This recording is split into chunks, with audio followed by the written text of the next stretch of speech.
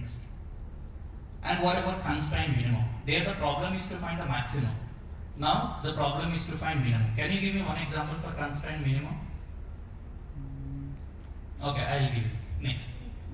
You see, there is a water bottle. Now I'd like to prepare a pack for it. Okay.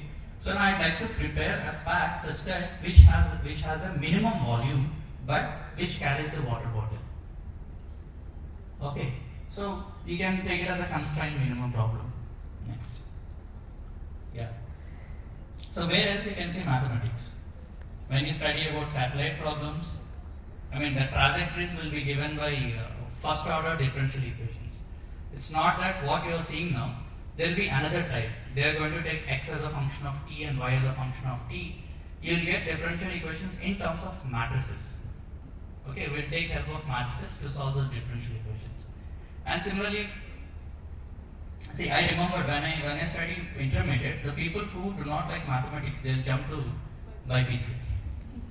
Right? They'll come and attend, the moment they say differentiation and all, my God, they'll shift to BC, right? But even though they go there, mathematics follows them. It won't leave. Wherever you go, it follows them. Okay? So, there is a mathematics, maybe not big expressions you'll have there, only those small expressions you'll have. So, there is a mathematics which is needed for biology students. Okay? Or for whom are working in pharmaceuticals and all. They need to know the chemical reaction rates and all. They can be modeled with first order differential equations. Okay. Whatever mathematics which is needed for bio people, which is named as biomathematics. Okay. And similarly for business mathematics, studying about profit and loss, demand function. Okay. And there's a special category that is business mathematics. Yeah. BTech in computational mathematics. Do you have BTech in computational mathematics?